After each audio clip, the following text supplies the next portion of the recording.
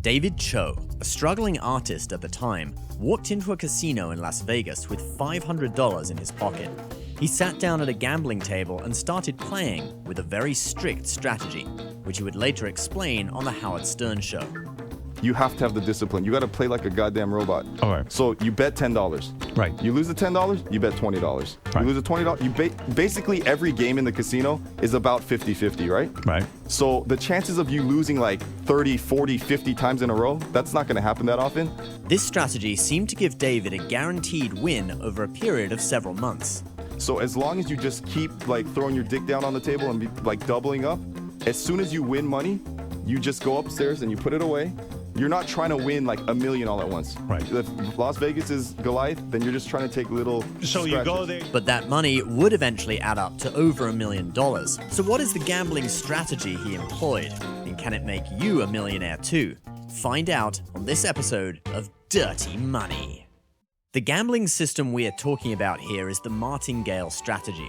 It was supposedly invented in France in the 18th century and named after London casino owner John H. Martingale. Martingale supposedly walked around his casino telling gamblers to use the strategy.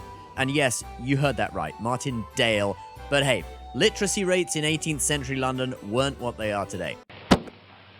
Well, it had me fooled. Anyway, the system works by doubling bets when you lose a round and is best demonstrated in games where you're betting on a close to 50-50 outcome, like betting on either red or black in roulette. You bet $1 and you lose, so on the next round you bet $2. If you win, you get $2 back, which gets you back the $1 you lost, and also another $1 of profit on top. But if instead you lost the second round, you have now lost $3. $1 on the first round and $2 on the second, so on the next round you double again and bet $4. If you win, you get back the $3 you lost and $1 of profit on top. On a game with roughly 50-50 odds like roulette, you would think that you wouldn't have too many losses in a row, and thus you'd be able to win back everything you lost before the size of the hand you would need to bet becomes too big. And then you could just repeat the process and end up on top.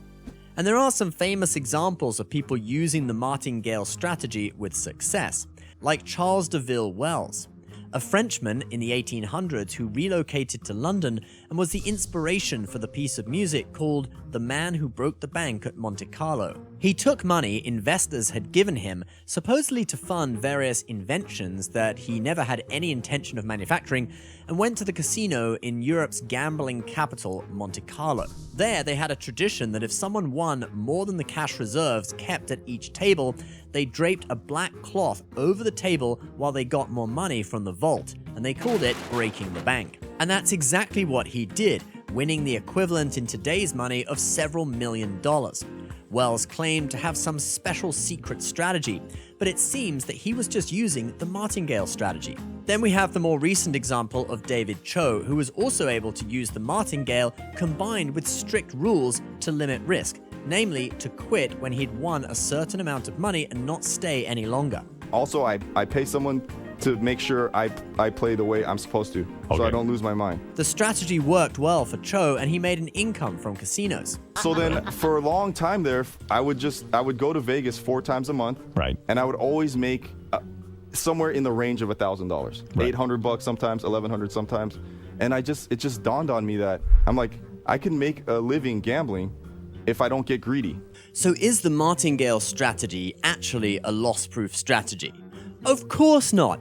If it was, the casinos would kick you out for using it. Sir, would you come with us? Oh, no, I have to place my bet first. This is for science. 17 black.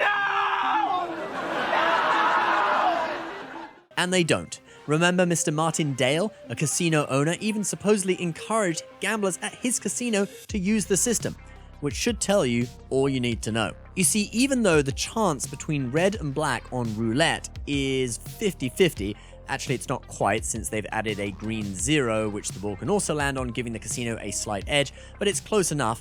Well, in a 50-50 situation, you would expect it to land on red half the time and black the other half, or heads half the time and tails the other half in a coin toss.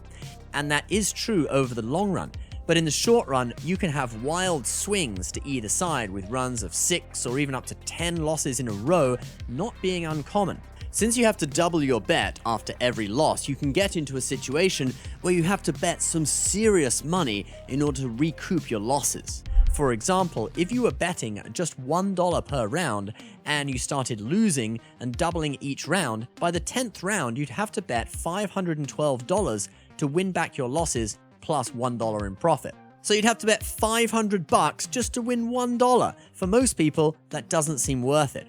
Or if we use an example of a more normal amount, say a $25 initial bet size, if you keep losing and having to double, by the 10th round, you'd have to bet $12,800 just to win back all your losses plus $25.